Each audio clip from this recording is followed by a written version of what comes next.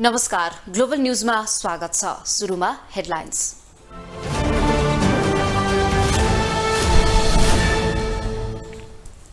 निर्वाचन आयोगको निर्णयसँगै स्याङ्जा 2 मा आज बेलुकीदेखि मतगणना, बाजुरामा पनि चाँडै सुरु हुने।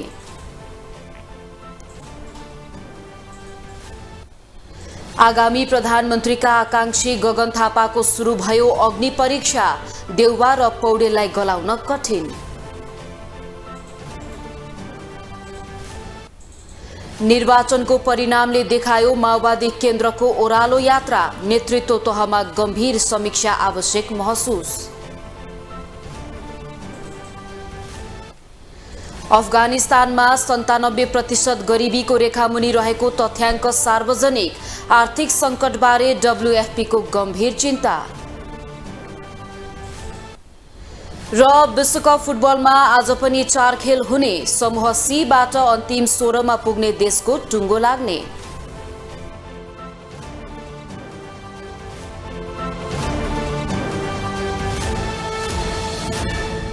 प्रतिनिधि तथा प्रदेश सभा सदस्य निर्वाचन अन्तर्गत समानुपातिक तर्फ करिब 1,71,997 मतगणना सकिएको छ। निर्वाचन आयोगको पछिल्लो तथ्याङ्क अनुसार नेकपा एमाले प्रतिनिधि सभातर्फ समानुपातिकमा 27,20,639 मत प्राप्त गरेर पहिलो दल बनेको छ।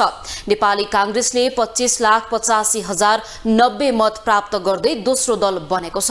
त्यस्तै नेकपा माओवादी केन्द्रले 11,53,443 मत प्राप्त गरेर तेस्रो दल बनेको छ। राष्ट्रिय स्वतन्त्र पार्टीले 11,04,245 मत प्राप्त गरेको छ। राष्ट्रिय प्रजातन्त्र पार्टीले 5,79,275 मत हासिल गरेको छ। यस्तै जनता समाजवादी पार्टीले 4,08,964 मत र जनमत पार्टीले 3,76,957 मत प्राप्त गरी थ्रेसहोल्ड कटाएका छन्। यस्तै नेकपा एकीकृत समाजवादी पार्टीले 2,90,000 मत पाएको छ। निर्वाचनमा खसेको मत मध्ये सदर मतको 3% थ्रेसहोल्ड मानिएको छ। आयोगले प्रदेशतर्फ समानुपातिकको मतगणना पनि जारी राखेको छ। प्रदेशसभातर्फको समानुपातिक मतमा पनि एमाले नै अगाडि रहेको छ। मुलुकका 7 प्रदेश मध्ये 6 प्रदेशमा एमालेको मत बढी छ भने मध्य प्रदेशमा कांग्रेस अगाडि रहेको छ। प्रत्यक्षतर्फ 161 स्थानको नतिजा आइसकेको छ। प्रत्यक्षतर्फ दुवै सभामा कांग्रेस पहिलो र एमाले दोस्रो स्थानमा रहेका छन्। निर्वाचन आयोगको निर्णयसँगै स्याङ्जा निर्वाचन क्षेत्र नम्बर 2 मा आज बेलुकी मतगणना सुरु हुने भएको छ। निर्वाचन आयोगले पुनः मतदान नगरी मतगणना प्रारम्भ गर्ने निर्णय गरेसँगै स्याङ्जा 2 मा बेलुकी 9 बजेदेखि मतगणना हुने भएको हो। निर्वाचनको क्रममा धाँधली भएको भन्दै उजुरी परेपछि मतगणना हुन सकेको थिएन। आयोगका सहायक प्रवक्ता सूर्य प्रसाद अर्यालले छानबिन समितिको प्रतिवेदनको आधारमा आयोगले स्याङ्जा 2 सहित बाजुरामा पुनः मतदान गर्नु नपर्ने निर्णय गरेको बताउनुभयो। भर्खरै प्राप्त जानकारी अनुसार आयोगले स्याङ्जा क्षेत्र नम्बर 2 र बाजुरा जिल्लाको चाहिँ प्रदेश सभाको निर्वाचन क्षेत्रका मा उजुरी परेको थियो। त्यो उजुरीको सम्बन्धमा चाहिँ पुनः मतदान गर्नु नपर्ने र गणनामा जानुपर्ने गरी चाहिँ निर्णय गरेको छ। यस सम्बन्धमा चाहिँ आयोगले सम्बन्धित निर्वाचन अधिकृतहरूलाई पत्र पनि पठाइसकेका छ। अर्यालले बाजुरामा पनि मतगणना कार्य सुरु गर्न सम्बन्धित क्षेत्रका निर्वाचन अधिकृतहरूलाई पत्र पनि पठाइसकेको जानकारी दिनुभयो। नेपाली कांग्रेसका महामन्त्री गगन कुमार थापाले आफू पार्टी संसदीय दलको निर्वाचनमा केन्द्रित रहेको बताउनु भएको छ। काठमाडौँमा आज आयोजित कार्यक्रममा महामन्त्री थापाले पार्टी संसदीय दलको नेता चयन प्रक्रियामा लागि परेको बताउनु भएको हो। उहाँले शनिबारदेखि सम्पूर्ण रूपमा संसदीय दलको नेता चयन हुने निर्वाचनमा जुट्ने प्रतिक्रिया दिनुभयो। थापाले केही दिनभित्र नयाँ मन्त्री परिषद गठन हुने दावी समेत गर्नुभयो। यो समानुपातिक समावेशी प्रतिनिधित्व भनेर संविधानले भनेको कुरालाई व्यवहारमा कार्यान्वयन गर्न बनेका कानुनसँग जोडिएको थुप्रै विषय महिला अधिकार र समानताको कोणबाट हेर्दै गर्दा संशोधन गर्नुपर्ने विषय रहेछन्। त्यसमा काम गरौँ ल। संशोधन कुन कुन गर्नु म अहिले भन्न सक्छु। मन्त्री परिषदमा 33% अनिवार्य महिलाको सहभागिता हुने कानुन हामीले बनाउनै पर्छ। त्यो बनाउनै पर्छ ल। एउटा यो भयो। प्रत्यक्ष निर्वाचन प्रणालीमा पनि 33% 165 निर्वाचन क्षेत्र हो भने कुनै पनि राष्ट्रिय पार्टीले 165 उम्मेदवार दिन्छ भने 33% अनिवार्य महिला दिने कानुन हामीले बनाउनै पर्छ। महामन्त्री थापाले प्रत्यक्षतर्फको निर्वाचनमा पनि 33% महिला अनिवार्य उम्मेद्वार उठाउनु पर्ने गरी निर्वाचन कानून संशोधन गर्ने काममा ढिलो गर्न नहुने धारणा राख्नुभयो। आफ्नै नेतृत्वमा सरकार भनेर चुनाव अघि विज्ञापन छपाएको नेपाली कांग्रेसभित्र कसलाई संसदीय दलको नेता छान्ने भन्ने दौड सुरु भएको छ। पहिलो दलको नेता छान्ने अनि प्रधानमन्त्री बन्ने भनेर 100 मिटर लामो दौडमा गगन थापा दौडिन तयार बस्नु भएको छ। उहाँलाई कांग्रेसका अर्का महामन्त्री विश्वप्रकाश शर्माले साथ दिनु भएको छ। तर कांग्रेसका सभापति शेरबहादुर देउबा र वरिष्ठ नेता रामचन्द्र पौडेल जो स्वयं प्रधानमन्त्री हुन चाहनुहुन्छ उहाँहरूले गगन थापालाई सहजै बाटो छोड्लान् वा नछोड्लान् त्यो भने प्रश्नको विषय बनेको छ। केवल एक साँझ मात्र काठमाडौँ बसेर नेपाली कांग्रेसका महामन्त्री विश्वप्रकाश शर्मा झापा फर्किएका छन्। उनी काठमाडौँ आए र सिधै रातो पुल पुगेर अर्का महामन्त्री गगन थापालाई भेटेर अबको प्रधानमन्त्री बनाउन सहयोग गर्छु भनेर फर्किए। के विश्वप्रकाश यति कुराकै लागि काठमाडौँ आएका हुन्? बुधबार झापा पुगेर उनले मतदातालाई धन्यवाद भनिरहँदा परिवर्तनको अभियान प्रारम्भ भइसकेको बताएका छन्। उनी अहिले मतदाता सम्मानमा व्यस्त छन्।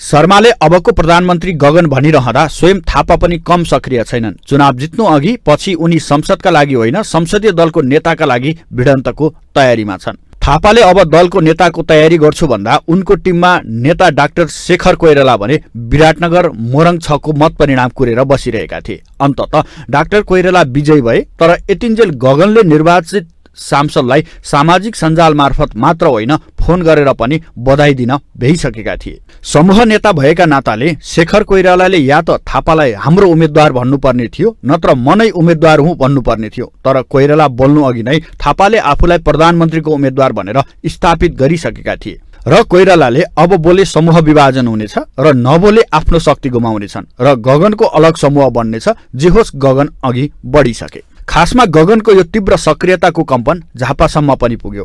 झापा क्षेत्र नम्बर 1 बाट पहिलो पटक निर्वाचित शर्मा हान्निएर काठमाडौँ आइपुगे। उनले थापालाई भेटे, बधाई दिए र प्रधानमन्त्रीको यात्राका लागि शुभकामना पनि। अर्थात् ढिलो गरेर बधाई दिए ढिलै हुने उनको ठम्मै रह्यो। म यहाँनिर आइपुगेको काठमाडौँ आइपुगेको र काठमाडौँबाट एयरपोर्टबाट आइपुगेर महामन्त्री गगन थापालाई बधाई दिन आएको भनेको काठमाडौँ 4 बाट निर्वाचित हुनुभयो, तपाईँ सांसद बन्नुभयो भनेर बधाई दिन आएको होइन। सांसद पहिले भइसक्नु भएको हो, पटक पटक मन्त्री भएर अनुभव पनि हासिल गरिसक्नु भएको हो। अब देशको आवाज के हो, देशको आवश्यकता के हो, त्यो आवश्यकतालाई बुझेर नेतृत्व गर्ने ढङ्गले तपाईँ अब प्रधानमन्त्री पदको लागि नेतृत्व गर्ने ढङ्गले अगाडि बढ्नुहोस् भन्नका लागि म आएको हो। र त्यो भन्ने कुरा मात्रै होइन, त्यस विषयको चाहिँ अभियानलाई सुरु गर्नलाई पनि म आएको हो। अब थापाको पक्षमा संसदीय दलमा बहुमत पुग्छ। स्वयं शर्मा चुनाव अलिकति अङ्कगणित र अलिकति विवेक हो भन्छन्। तर संसद पूर्णतः अङ्कगणित हो भन्ने कुरा उनले आगामी दिनमा अभ्यास गर्दै जाँदा बुझ्नेछन्। थापा र शर्माले यसरी अङ्कमाल गरिरहँदा प्रधानमन्त्रीको म्युजिकल चेयर गेममा स्वयं शेरबहादुर देउबा, रामचन्द्र पौडेल, प्रकाशमान सिंह पनि कुदिरहेका छन्। मौखिक रूपमा डाक्टर शशाङ्क कोइरालाले पनि यो पदप्रति आफ्नो दाबी प्रस्तुत गरिरहेका छन्। तर अब शर्माले भने चाहिँ देउबाले नै थापाको प्रस्तावक भएर आउनेछन् वा थापाको विरुद्धमा नेपाली कांग्रेसको सम्पूर्ण पाको शक्ति उभिएर देउबाला बर्माला पहिराउनेछ। त्यो गगन थापाले आफूलाई पहिला क्लेम गरे हैन, उनको चाहिँ त्यो ग्रो पार्टीभित्रको एउटा चाहिँ स्वाभाविक विकास क्रम हुन्छ नि, त्यसमा गगन थापाको स्वाभाविकै देखिन्छ। हेर्नुहोस्, उनले स्मार्टली नै त्यसलाई चाहिँ डिल गरेको देख्छु म।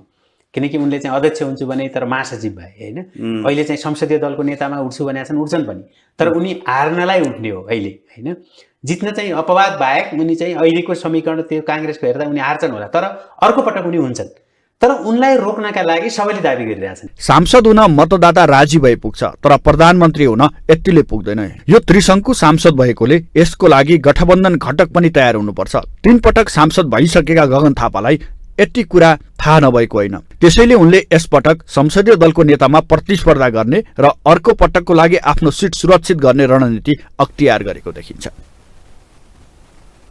अब पालो ग्लोबल भोइसको।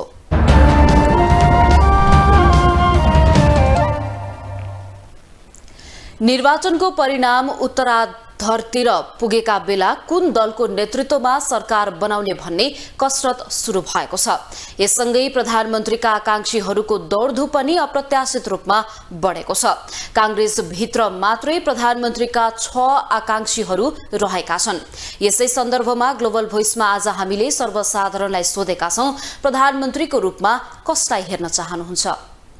प्रधानमन्त्री चाहिँ कस्तो भन्दाखेरि चाहिँ हाम्रो देशमा चाहिँ के भयो भने नेता चुनिसकेपछि धेरै विजय जुलुसहरू धेरै भयो होइन। प्रधानमन्त्री हुने बित्तिकै आफ्नो काममा मात्रै फोकस गर्ने, बढी मान सम्मानलाई धेरै ध्यान नदिने त्यस्तो खालको मान्छे चाहिँ प्रधानमन्त्री हुनुपर्छ जस्तो लाग्छ। तर अब त्यस्तो खालको मान्छे अब देखिनु देखाएन अहिलेसम्म। रवि लामिछाने घन्टी हाम्रो त जसले भोट हालेको त्यसलाई जिताएको हो, उसले राम्रो गर्छ, उसैले राम्रो गर्छ। अब नेपालमा अरू नेताहरूको काम छैन, अरूलाई बाई गर्ने हो बेला भयो। गगन कुमार थापा नै आउनुपर्छ किनभने अब चाहिँ यो पुरानो नेताहरूबाट चाहिँ जस्तै शेरबहादेव प्रचण्डहरू होइन केपी ओली यिनीहरूबाट चाहिँ अब देशको लागि चाहिँ देशले चाहिँ नयाँ पुस्ताहरू खोइसक्यो नि त। त्यसले गर्दा चाहिँ अब गगन कुमार थापा हाम्रो चाहिँ सबै पब्लिक चोइस चाहिँ गगन कुमार थापा तपाईँको 1 नम्बरमा चाहिँ त्यही हो। अब अहिलेको सिचुएसन कन्डिसन हेर्दाखेरि अब गठबन्धन गरेर जाँदाखेरि त एक किसिमले अब बुढापाकालाई पाहा लगाएर गगन थापै भन्नुपर्छ। यदि रवि लामिछाने मिलियो भनेदेखि गठबन्धनमा आयो भनेदेखि, यदि ओलीको तर्फबाट फेरि पनि त्यो पनि हुँदैछ नि त, यदि त्यो भयो भनेदेखि फेरि रवि लामिछाने प्रधानमन्त्री हुनुपर्छ। हाम्रो देशलाई चाहिएको त्यही नै हो। नयाँ पुस्तालाई नै हेर्न चाहन्छौँ। अब हामी पुरानो अब धेरै हेरियो, धेरै भोगियो, अब नयाँलाई नै हेर्ने हो। अब चाहे काङ्ग्रेसबाट आउन् नयाँ पुस्ता होइन, चाहे घन्टीबाटै आउन्, अब नयाँ पुस्ता नै हो। अब स्वतन्त्र पार्टीहरू छन् कति होइन, अब यही भन्न पनि अब कसलाई भन्ने। अब त्यहाँ समूहमा अहिले अब सबैजना कतिजना हुन्छन् उनीहरूको होइन, कसलाई छान्न मिल्छ। तर नयाँ पुस्ता नै हामीलाई चाहिएको छ।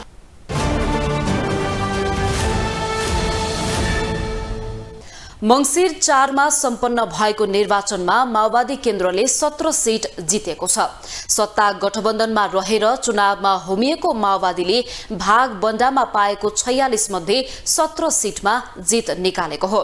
2074 सालमा प्रत्यक्षतर्फ 36 सीट जितेको माओवादीले यो पटक कमजोर नतिजा ल्याएपछि पार्टीभित्रै चुनावी समीक्षा सुरु भएको छ। यसपटकको चुनावमा प्रत्यक्षतर्फ 17 सीट जितेर तेस्रो स्थानमा रहेको नेकपा माओवादी केन्द्र समानुपातिक तर्फको नतिजामा समेत तेस्रो स्थानमा छ। कांग्रेस नेतृत्वको 5 दलीय गठबन्धनबाट चुनाव लडेको माओवादीले भागबण्डामा पाएका 46 मध्ये 1 स्थानको नतिजा आउन बाँकी रहँदा 17 सीटमा मात्रै जित निकालेको छ। 2074 सालको चुनावमा 36 सीट जितेर प्रत्यक्षतर्फ दोस्रो बनेको माओवादी यस पटकको चुनावमा त्यसको आधा सीट जितेर तेस्रो बनेको हो। 2074 सालको आम चुनावपछि कहिले कांग्रेस र कहिले एमालेसँग समीकरण बनाएर चुनाव लड्दै आएको माओवादीले 2074 को भन्दा यो चुनावमा कमजोर नतिजा ल्याएपछि नेता कार्यकर्ताहरूले चुनावी समीक्षा सुरु गरेका छन्। चुनावमा कमजोर नतिजा आएपछि कतिपय नेताहरू कांग्रेससँगको गठबन्धनमाथि नै प्रश्न उठाउन थालेका छन्। गठबन्धन गरेर गइसकेपछि हाम्रो अनुमान के थियो भने हामीले उठाएको 48 सीट मध्ये 40 सीट जति आउनु पर्यो भन्ने छ।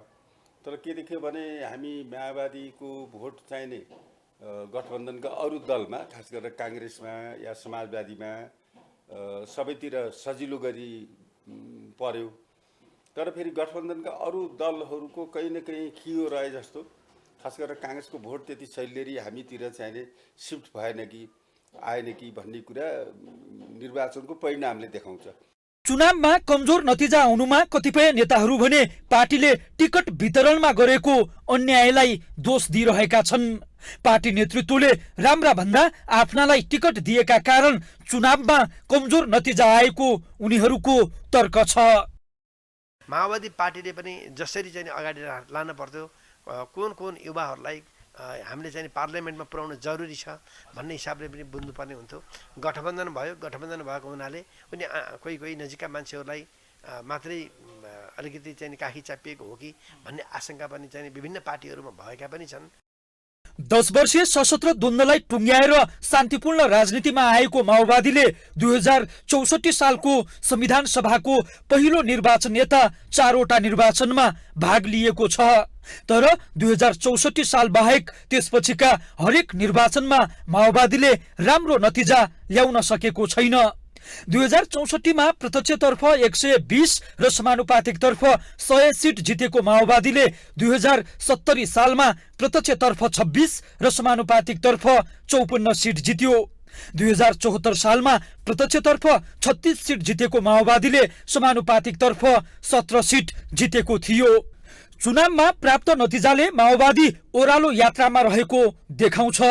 टुटफुट र विभाजनका कारण खुम्चिँदै गएको माओवादी नेतृत्वले कमजोरी सुधार्न र गल्तीहरू सच्याउन नसके अझ कमजोर हुने टिप्पणी समेत सुरु भएको छ। समानुपातिक र प्रत्यक्ष गरी 220 सिट जितेर 2064 सालमा देशकै ठूलो पार्टी बनेको माओवादीमा 2069 साल यता टुटफुट र विभाजनका श्रृङ्खलाहरू चलिरहेका छन्। 2069 सालमा मोहन वैद्यले पार्टी छोडेका थिए। त्यसपछि डाक्टर बाबुराम भट्टराईले समेत पार्टी छोडे। 2079 सालसम्म आइपुग्दा टोप बहादुर रायमाझी, लेखराज भट्ट र रामबहादुर थापा जस्ता प्रभावशाली नेताहरूले माओवादीको साथ छोडेका छन्। ग्लोबल टेलिभिजनका लागि क्यामेरामा नरेश मोक्तानका साथमा कैलाश कठायत, काठमाडौँ। मंसिर 4 मा भएको प्रतिनिधि सभा र प्रदेश सभा निर्वाचनको मत परिणाम अन्तिम चरणमा पुगेको छ। चुनावी नतिजा अनुसार नयाँ पार्टी राष्ट्रिय स्वतन्त्र पार्टी चौथो स्थानमा रहेको छ। केही महिना अघि मात्रै दर्ता भएको राष्ट्रिय स्वतन्त्र पार्टीको परिणामले ठूलो दल झस्किएको देखिएको छ। तर सरकार निर्माणमा राष्ट्रिय स्वतन्त्र पार्टीको भूमिका कस्तो रहला भन्ने चासो सुरु भएको छ।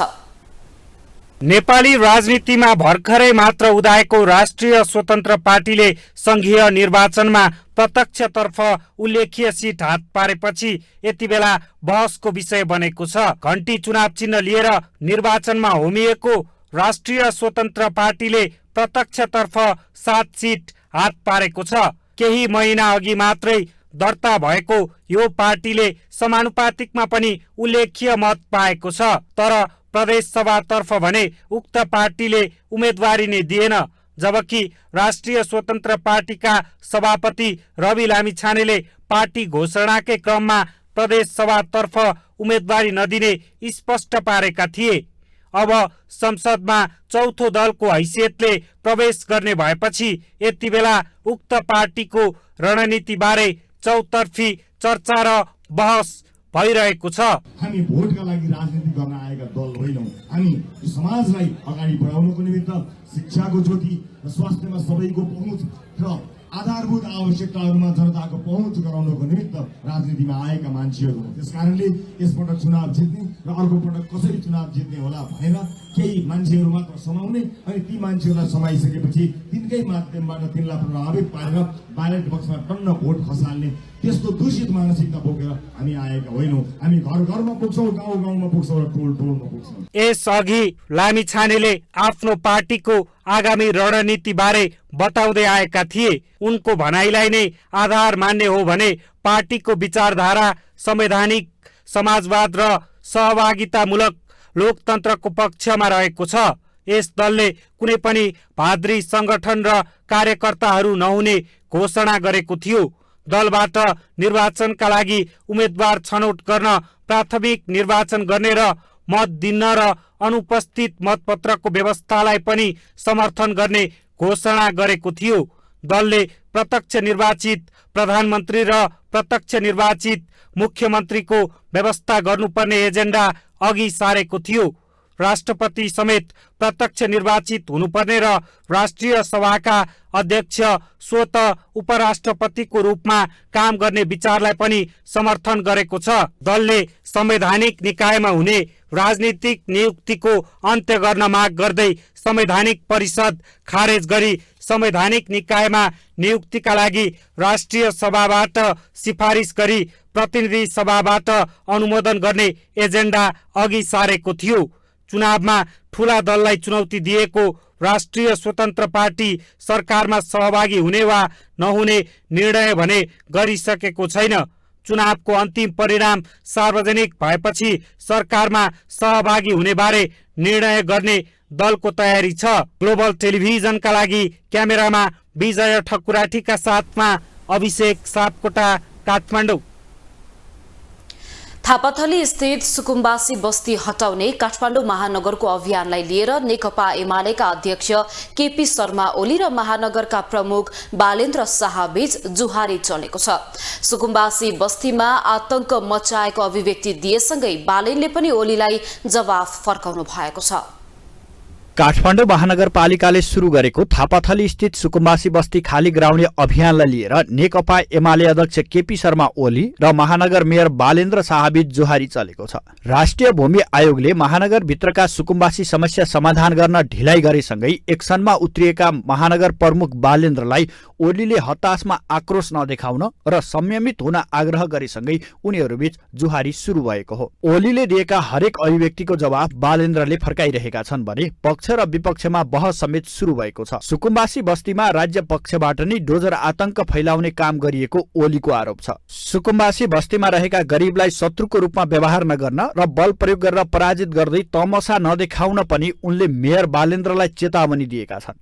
सुकुम्बासी समस्या समाधानका लागि गठन गरिएको आयोगले त्यो समस्या समाधान गर्ने भन्दै मेयरले तमसा देखाएर केही नहुने ओलीको तर्क छ। सुकुम्बासी बस्तीमा तमासा अनि त्यहाँका तमासा गर्ने हाकिमहरूको भनाइ पछि सुन्दाखेरि पुलिसले अलिक मजाले मद्दतै गरेन, नत्र हामी तिनीहरूलाई जित्थ्यौँ, तिनीहरूलाई पराजित गर्थ्यौँ। हामी तिनीहरूलाई पराजित गरेर हामी चाहिँ त्यो बस्ती ध्वस्त बनाउँथ्यौँ। किन बहादुरी कुन देशसँग अर्को देश शत्रु देशसँगको लडाइँको जस्तो भाषा शैली तरिका कुरा, त्यहाँ कुन शत्रु बसिया छन्? गरिब गुरुबा बसिया छन्, ती कुनै शत्रु त होइनन्। सरकारले पुरा मद्दत गरिदिएन, पुलिस समयमा आइदिएन। पुलिस समयमा आएको भएदेखि सोझाइहालिन्थ्यो, ठिक लगाइहालिन्थ्यो। के भने त्यो चुप लागेर छाप्रामा खोला किनारमा बसिया छन् त लाई ठिक लगाएर कुन बहादुरी पाइन्छ?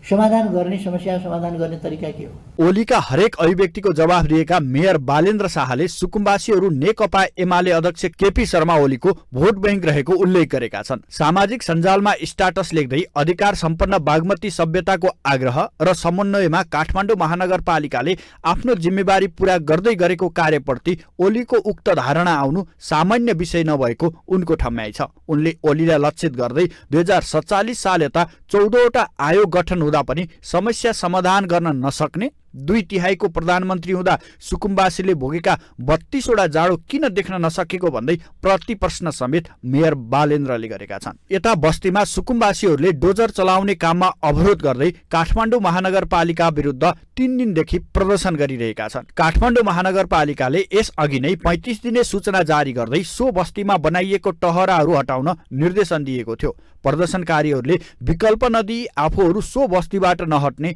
अडान लिएका छन्। राष्ट्रिय भूमि आयोगको क्षेत्राधिकारभित्र पर्ने सुकुम्बासी समस्या समाधान गर्न भन्दै काठमाडौँ महानगर अधिकार सम्पन्न एकीकृत बागमती सभ्यता विकास समिति र उपत्यका विकास प्राधिकरण खटिएका छन् भने एमाले अध्यक्ष ओली र मेयर बालेन्द्र शाहबीच देखिएको यो जुहारीले भोलिका दिनमा सुकुम्बासी समस्या समाधानमा थप जटिल हुने धेरैको आकलन छ। ग्लोबल टेलिभिजन एचडीका लागि सुदर्शन आचार्यको रिपोर्ट। समाजका हरेक घटनाहरूलाई सामूहिक एजेन्डा बनाएर समस्याको सम्बोधन गर्न राज्यलाई दबाव दिनुपर्नेमा सरकारवालाहरूले जोड दिएका छन्। समाजबाट बाहिर आउन नसकेका विषयवस्तुको उठान गरी त्यसलाई सामूहिक एजेन्डा बनाएर सरकारलाई दबाव दिन सके मात्रै समाजका घटनाहरूको सम्बोधन हुन सक्नेमा उनीहरूको जोड छ। सरकारवालाहरूले समाजका हरेक घटनाहरूलाई सामूहिक एजेन्डा बनाएर समस्याको सम्बोधन गर्न राज्यलाई दबाव दिनुपर्नेमा जोड दिएका छन्। समाजबाट बाहिर आउन नसकेका विषयवस्तुको उठान र सामूहिक एजेन्डा बनाएर सरकारलाई दबाव दिन सके मात्रै समाजका घटनाहरूको सम्बोधन हुन सक्ने उनीहरूको ठहर छ। त्यसका लागि सञ्चार माध्यमहरूको भूमिका एकतर्फी हुन नहुने र समाजका घटनाहरूलाई आफ्नै घटना सम्झिएर विषयवस्तुको उठान गर्नुपर्ने उनीहरूको भनाइ छ।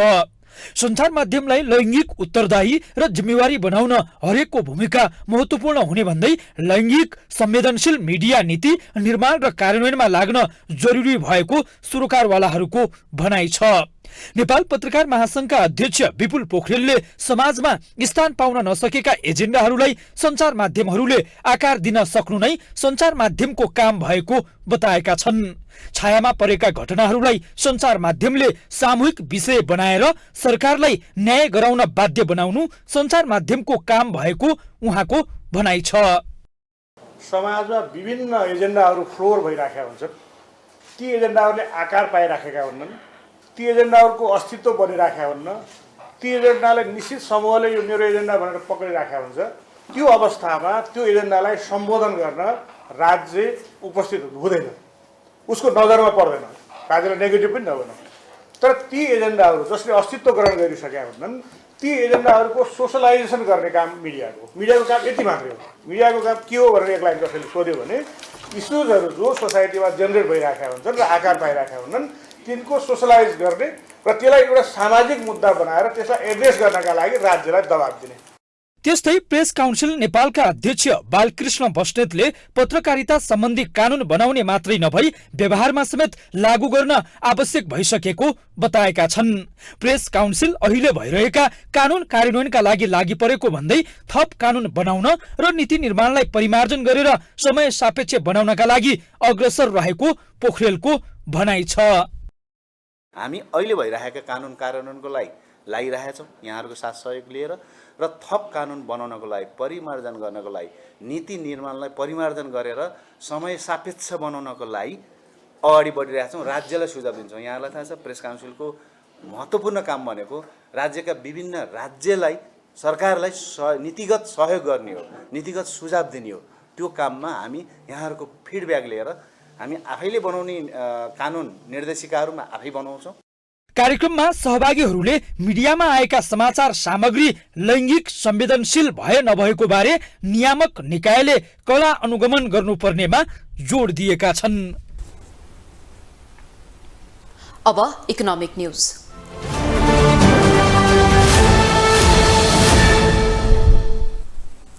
बैंक तथा वित्तीय संस्था परिसंघका अध्यक्ष पवन गोल्यानले मौद्रिक नीतिको पहिलो त्रैमासिक समीक्षाले बैंकहरूको नाफा 15% घट्ने बताउनु भएको छ। गोल्यानले राष्ट्र बैंकले सार्वजनिक गरेको मौद्रिक नीतिको पहिलो त्रैमासिक समीक्षा समग्र अर्थतन्त्रको समस्या भन्दा पनि बैंकको नाफा कम गर्ने हिसाबले आएको बताउनु भएको हो। उहाँले मौद्रिक नीतिको समीक्षा बारे प्रतिक्रिया दिँदै बैंकहरूको स्प्रेड दर 0.4% घटाउँदा बैंकको नाफा 10 देखि 15% सम्म घट्ने अवस्था देखिएको दावी गर्नुभयो। उहाँले बैंकहरूको नाफा घट्दैमा वर्तमान अर्थतन्त्रमा देखिएको समस्या समाधान हुन नसक्ने बताउनुभयो। राष्ट्र बैंक तथा वित्तीय संस्थाहरूको अभिभावक भए पनि बैंकहरूलाई नै धराशायी बनाउने गरी मौद्रिक नीति ल्याएको अध्यक्ष गोल्यानको भनाइ छ। बैंकको प्रफिट घटाएर नै गर्न खोज्यो त्यो स्प्रेड दरमा 4.4 बाट 4 मा झारेर यसको मतलब के भयो भने बैंकको प्रफिट सरदर 10 देखि 15% घट्छ हैन। अहिलेको बेलामा प्रफिट गर्नु हुँदैन त्यो आफ्नो ठाउँमा कुरा हो, तर यो चाहिँ कुनै यो सोलुसन चाहिँ भएन जस्तो मलाई लाग्छ। म त के भन्न चाहन्छु भने राष्ट्र बैंक भनेको हाम्रो अभिभावक हो, हाम्रो नियमन निकायको साथसाथमा अभिभावक पनि हो नि त। बैंक वित्तीय संस्थाहरूको अभिभावक हो।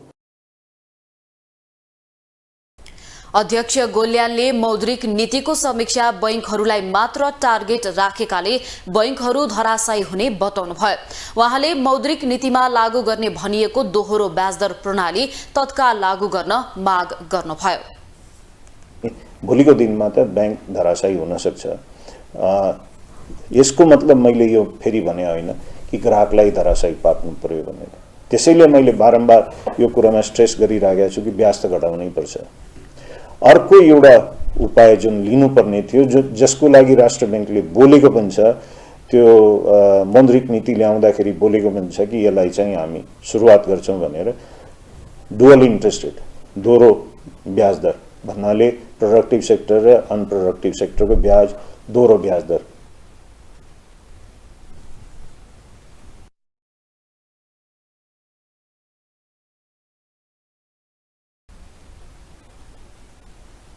शेयर बजार आज 3.5 अंकले घटेको छ। शेयर बजार परिसूचक नेप्से आज 3.51 अंकले घटेर 1949.85 बिन्दुमा झरेको हो। आज माइक्रो फाइनान्स बाहेक अरू सबै समूहको शेयर घटेको छ। बजारसँगै कारोबार रकममा पनि कमी आएको छ। 238 वटा कम्पनीको 23,55,000 किता शेयर 84 करोड 26 लाख रुपैयाँमा कारोबार भएको छ। अब इन्टरनेशनल न्यूज।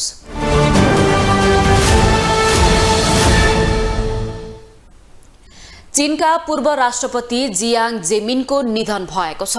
सन् 1980 को दशकको उत्तरार्धदेखि नयाँ शताब्दीमा चीनलाई परिवर्तनकारी युगमा डोर्याउने पूर्व नेता जियांग जेमिनको बुधबार 96 वर्षको उमेरमा निधन भएको हो। उनलाई ल्युकेमिया लगायत स्वास्थ्य सम्बन्धी विभिन्न किसिमका समस्याहरू थियो। उनले तियानमेन स्क्वायर दमनपछि सत्ता हातमा लिएका थिए। जियांगले चीनलाई विश्वव्यापी मञ्चमा एक शक्तिशाली मुलुकको रूपमा उभ्याउन नेतृत्वदायी भूमिका निर्वाह गरेका थिए। खाद्यान्न अभावसँगै 97% अफगानी नागरिक गरिबीको रेखामुनि बाँचिरहेको एक सर्वेक्षणले देखाएको छ। तालिबानले गएको वर्ष देशको शासन सत्ता कब्जा गरेपछि अर्थतन्त्रमा गम्भीर चुनौती उत्पन्न भई खाद्यान्न अभाव बढेको छ। आप्रवासनका लागि अन्तर्राष्ट्रिय संगठन IOM द्वारा युरोपेली संघको साझेदारी र समन्वयमा जारी गरिएको सर्वेक्षण अनुसार अफगानिस्तानको 97% जनसंख्या गरिबीको रेखामुनि धकेलिएको छ। बिजुली कटौतीका कारण देशका प्रमुख शहरको अर्थतन्त्रमा प्रभाव परेको, बिजुली अभावमा धेरै कारखाना बन्द भएका तथा रोजगारीका सीमित अवसरमा पनि प्रभाव परेको छ। खडेरी र कमजोर शासनको परिणाम स्वरूप अफगानिस्तानको आधा भन्दा बढी जनसंख्याले गम्भीर खाद्यान्न अभाव झेलिरहेका छन्। सर्वेक्षणले गरिबीका कारण अफगानिस्तानको आम नागरिकहरूको जीविकोपार्जनमा नकारात्मक असर परेको, ग्रामीण क्षेत्रका धेरै मानिसहरूलाई उनीहरूको स्रोत विविधीकरणमा पर्याप्त उपलब्ध नभएको तथा झण्डै 60% जनसंख्या जलवायु आघातबाट पीडित भएको देखाएको छ। यसैबीच विश्व खाद्य कार्यक्रम WFP ले पनि अफगानिस्तानको आर्थिक संकटलाई लिएर गम्भीर चिन्ता व्यक्त गरेको छ। अब स्पोर्ट्स न्यूज।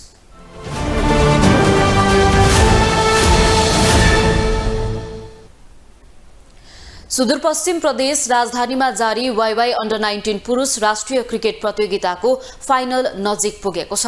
कृतिपुर स्थित त्रिभुवन विश्वविद्यालयको मैदानमा आज सम्पन्न खेलमा सुदूरपश्चिम प्रदेशले मध्य प्रदेशमाथि 7 विकेटको जित निकालेर फाइनल नजिक पुगेको हो। सुदूरपश्चिमले सम्पन्न 5 खेल मध्ये सबै खेलमा स्पष्ट जित निकालेको हो।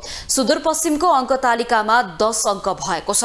लगातार 5औं जित निकाल्ने क्रममा स्पिनर नरेन साउथको 5 विकेट र दीपक बोहराको अर्धशतकमा सुदूरपश्चिम प्रदेशले 5औं खेलमा पनि जित निकालेको हो। जितको लागि 123 रनको विजयी लक्ष्य पछ्याएको सुदूरपश्चिमले 18.5 ओभरमा 3 विकेट गुमाउँदै पूरा गरेको हो। सुदूरपश्चिमले अब अन्तिम खेलमा शुक्रबार बागमतीसँग खेल्नेछ। उक्त खेलमा पराजित हुँदा पनि फाइनलमा पुग्न सक्छ। प्रतियोगिता अन्तर्गत आजै भएको मूलपानी मैदानमा भएको खेलमा लुम्बिनी प्रदेशले बागमती प्रदेशलाई 85 रनले पराजित गरेको छ। जितका लागि लुम्बिनीले दिएको 235 रनको लक्ष्य पछ्याएको बागमतीले 35.3 ओभरमा सबै विकेट गुमाएर मात्र 149 रन बनाउन सक्यो। 5 खेलमा 8 अङ्कका साथ बागमती दोस्रो स्थानमा रहेको छ। उता जित निकालेको लुम्बिनीको 4 खेलबाट 6 अङ्क भएको छ। प्रतियोगितामा बिहिबार पनि 2 खेल हुनेछन्।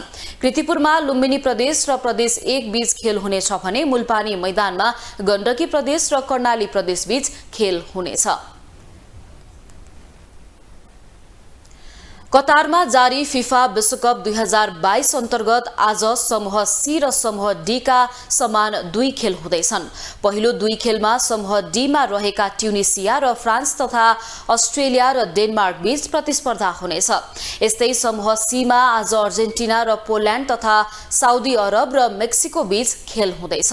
समूह चरणको अन्तिम खेलमा अर्जेन्टिनालाई जित्नै पर्ने दबाव हुनेछ भने फ्रान्स यसअघि नै प्री क्वार्टर फाइनलमा पुगिसकेको छ। एसियाली राष्ट्र कतारमा जारी 22औं संस्करणको फिफा विश्वकप 2022 अन्तर्गत आज बुधबार समूह सी र समूह डी का समान 2 खेल हुँदैछन्। पहिलो 2 खेलमा समूह डी मा रहेका ट्युनिसिया र फ्रान्स तथा अस्ट्रेलिया र डेनमार्क बीच प्रतिस्पर्धा हुनेछ। दुवै खेल नेपाली समयअनुसार बेलुकी साँझ 8:45 मा सुरु हुनेछन्। ट्युनिसिया र फ्रान्स बीचको खेल एजुकेसन सिटी रङ्गशालामा हुनेछ। साबिकको विजेता फ्रान्स 1 खेल बाँकी सधैँ नकआउट चरणमा प्रवेश गरिसकेको छ। फ्रान्सलाई पराजित भए पनि कुनै असर हुने छैन, तर टोली जित निकालेर सम्भव विजेता बन्दै अघिल्लो चरणमा पुग्ने दाउमा हुनेछ। ट्युनिसियालाई अघिल्लो चरणमा पुग्न फ्रान्सलाई हराउनुको साथै अर्को खेलमा अस्ट्रेलिया र डेनमार्क बीचको खेलको नतिजा कुर्नुपर्नेछ। त्यस्तै अर्को खेलमा अस्ट्रेलिया र डेनमार्क बीच प्रतिस्पर्धा हुँदा अस्ट्रेलियालाई बराबरीको नतिजा पर्याप्त हुनेछ भने डेनमार्कलाई जितको विकल्प छैन। यो समूहमा फ्रान्सको 6 अङ्क छ, अस्ट्रेलियाको 3 तथा डेनमार्क र ट्युनिसियाको समान 1-1 अङ्क छ। त्यस्तै समूह सी मा अर्जेन्टिना, पोल्यान्ड तथा साउदी अरब र मेक्सिको बीच प्रतिस्पर्धा हुँदैछ। दुवै खेल नेपाली समयअनुसार राति 12:45 मा सुरु हुनेछन्। पोल्यान्ड 4 अङ्कसहित अङ्क तालिकाको शीर्ष स्थानमा छ भने अर्जेन्टिना र साउदी अरेबियाको समान 3-3 अङ्क छ। मेक्सिकोको 1 अङ्क छ। पोल्यान्ड विरुद्ध उत्रिँदा अर्जेन्टिनालाई जित्नै पर्ने दबाव छ। यो खेल जिते अर्जेन्टिनाको समूह विजेता बन्ने सम्भावना छ। बराबरीले अघिल्लो चरण पुग्ने झिनो सम्भावना रहनेछ भने हारले अर्जेन्टिना समूह चरणबाटै बाहिरिनेछ। पोल्यान्डलाई भने बराबरीको नतिजा नै अघिल्लो चरणमा पुग्न पर्याप्त हुनेछ। बराबरी खेलेको अवस्थामा अर्को खेलमा साउदी विजय भए पोल्यान्ड उपविजेता बन्नेछ। हारले पनि झिनो आशा रहँदा मेक्सिकोले साउदीलाई कम अन्तरमा तथा आफू पनि कम अन्तरमा हारेको हुनुपर्नेछ। अर्को खेलमा साउदीले मेक्सिकोलाई हराए अघिल्लो चरणको यात्रा तय गर्नेछ। हारे बराबरीले टोलीको अघिल्लो चरणको यात्रा झिनो बन्नेछ। मेक्सिकोलाई पनि अघिल्लो चरणमा पुग्न जित बाहेकको विकल्प छैन। कतारमा जारी विश्वकपमा 1 खेल खेल्न बाँकी छँदै अन्तिम 16मा स्थान बनाउने टिम फ्रान्स, ब्राजिल र पोर्चुगल रहेका छन्। त्यस्तै समूह चरणका सबै खेल खेलेर समूह एबाट नेदरल्यान्ड्स र सेनेगल तथा समूह बीबाट इङ्ग्ल्यान्ड र अमेरिकाले अन्तिम 16मा स्थान बनाएका छन्। प्रतियोगिताबाट बाहिरिने टोलीमा समूह एबाट कतार र इक्वेडोर बाहिरिएका छन् भने समूह बीबाट वेल्स र इरान बाहिरिएका छन्। त्यस्तै प्री क्वार्टर फाइनलमा नेदरल्यान्ड्सले अमेरिकाको सामना गर्नेछ भने इङ्ग्ल्यान्डले सेनेगलको सामना गर्नेछ। ग्लोबल टेलिभिजनका लागि क्यामेरामा वेद श्रेष्ठका साथमा विनोद विक्रम भण्डारी, काठमाडौँ। ग्लोबल न्यूजको अन्त्यमा हेडलाइन्स पुनः एकपटक।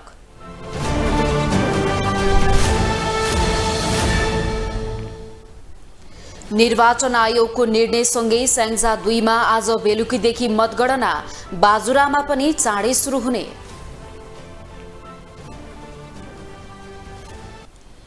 आगामी प्रधानमन्त्रीका आकांक्षी गगन थापाको सुरु भयो अग्नि परीक्षा, देउवा र पौडेललाई गलाउन कठिन।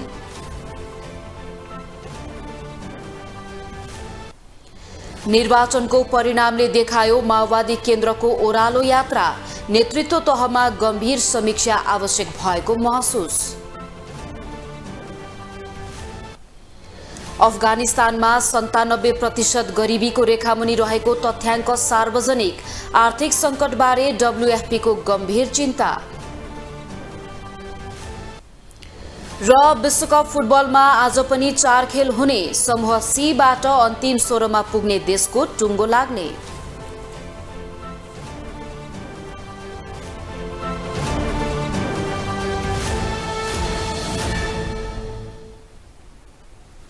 ग्लोबल न्यूज अहिलेलाई यति नै। ग्लोबल टेलिभिजन तपाईँ फेसबुक तथा युट्युबमा पनि प्रत्यक्ष हेर्न सक्नुहुनेछ।